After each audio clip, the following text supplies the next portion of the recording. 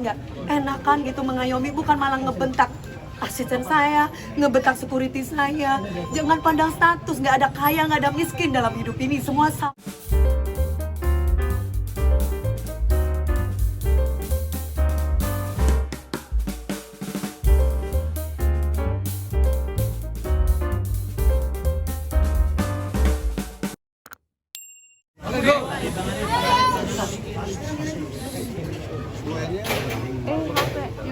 Oke, Mami, tadi mediasinya gimana, Mami?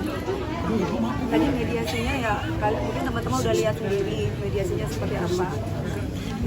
Tadi udah dijelaskan kenapa bisa sampai di sosmed dan yang lain-lain. Karena memang sebelumnya kan ketika saya live memang ada pertanyaan-pertanyaan tentang kenapa sapinya itu diangkat gitu. Dan di situ pun juga sudah jelas semuanya bahwa di sini ada miss-nya itu adalah mengenai Pak Ustadz sama Pak RT-nya yang tidak ada komunikasi. Yang saya lihat itu seperti itu.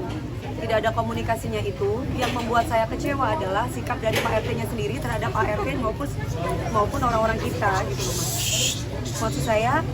Maksud saya seandainya pun kecewa, kan sekali lagi bahwa sapinya itu bukan untuk saya atau orang lain. Semua untuk warga di sini. Niat saya tuh baik loh. Niat saya tuh baik, nggak ada unsur politik ataupun apa, dan itu sudah saya lakukan 5 tahun. Saya tinggal di sini tuh 5 tahun.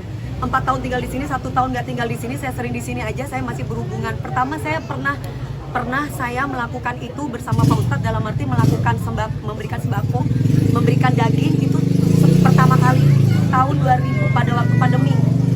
Itu ada Pak RT. Setelah itu banyak keluhan dari para warga ke saya mengatakan bahwa sembakonya saya tidak mendapatkan sembako, Bu, tidak rata lah, yang tidak begini, tidak begitu.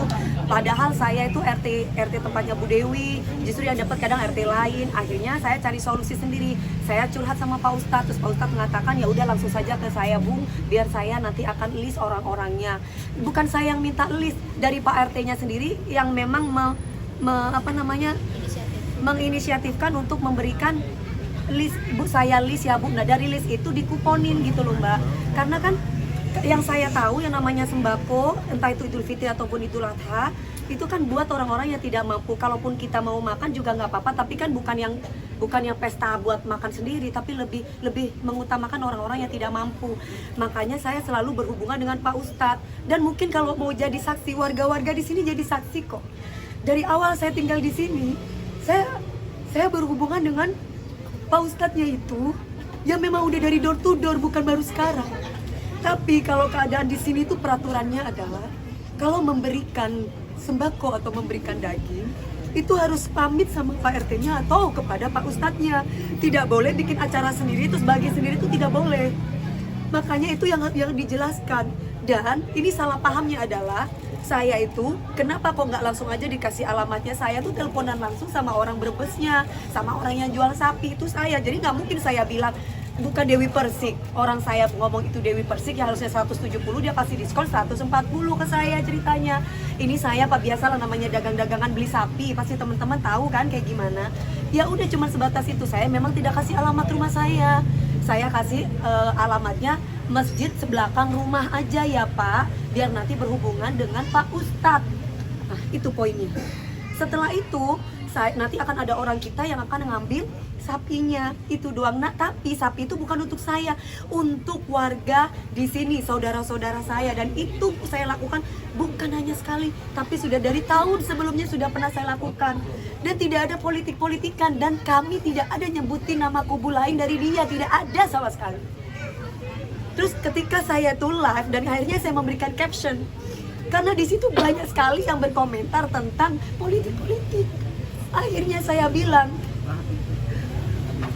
bertetangga apa di captionnya, mana IG-nya biar saya nggak salah ya, captionnya ibu kan itu akhirnya di playingin victimi, kenapa nyolek Panis. Loh, saya kan memang benar bertetangga. Nah, saya tulis di sini seperti ini, apa karena bertetangga sama Pak Anies Baswedan gitu doang. Terus kemudian banyak di situ bertebaran dan yang lain-lain ngomongin tentang politik. Jadi saya bingung gitu loh. Politik apa? Orang saya dari dulu mungkin kalau tanya sama warga nggak ada politik-politik, dan nggak ada menyebutkan nama kubu siapapun di kami, itu nggak ada. Itu loh Mbak. Jadi saya merasa bahwa ini apa-apaan sih Pak? Tadi sampai marah ngamuk-ngamukan sama Pak Topan. Sampai Pak Topan bilang gini, "Bapak kan memang bentak-bentak saya. Bilang sama bos kamu," sampai kayak begitu. "Bilang sama bos kamu, warga kita tidak kekurangan daging dan tidak butuh daging." Saya punya niat baik loh. Dan itu diiyakan sama Pak RT. Dan itu diiyakan tadi sama Pak RT. Pak RT dia bilang dia emosi. Lah maksud saya cuman bilang, "Bapak, bisa nggak Bapak tidak emosi, Pak? Bapak ini kan RT gitu loh. Kami ini warga, otomatis kami tuh anak. Bapak itu adalah bapak kita. Bisa nggak Bapak bicara baik-baik? Datanglah ke rumah saya, Mbak DP, bener nggak? Enakan gitu mengayomi, bukan malah ngebentak asisten saya, ngebentak security saya. Jangan pandang status, nggak ada kaya, nggak ada miskin dalam hidup ini, semua sama." Kenapa saya tadi marah seperti itu? Dia bentak-bentak saya lagi. Ngomong masalah ras lah yang sebelahnya, kita orang Betawi, nggak ada mau orang Betawi, mau orang Madura, semua sama. Jangan pernah berbicara ras, jangan pernah berbicara tentang agama, nggak ada. Niat saya ibadah, niat saya itu baik, niat saya itu memang dari dulu saya lakukan bukan cuma sekali. Tolong teman-teman luruskan ini. Ini saya lakukan bukan cuma sekali. Kenapa sampai viral dan kenapa sampai ngoceh di sosmed? Karena ketika saya live itu banyak bertebaran di situ menanyakan tentang kenapa sapinya diangkut. Gitu loh ceritanya. Saya punya niat baik loh Mas. Dan saya cuma menyayangkan sikapnya Pak RT. Kenapa harus bentak-bentak? Kenapa harus marah-marah? Saya perempuan. Habis marah-marah dan bentak-bentak dia ketawa-ketawa. Mungkin ada beberapa wartawan yang jadi saksi di situ yang memvideokan kami. Pantes nggak Pak RT kayak begitu? Saya merasa kecewa dengan sikap yang kayak gitu. DP, solusinya tadi apa? Masih belum ya nanti. Gak ada solusi. Belum ketemu titik terang nanti ya. Gak ada solusi, gak ada temu titik terang. Orang saya dibentak kok, semuanya dibentak di sini. Ya saya ngamuk lah, saya marah. Saya punya niat baik. Gak ada saya politik-politikan. Apa yang mau disampaikan? Sapinya dipotong aja.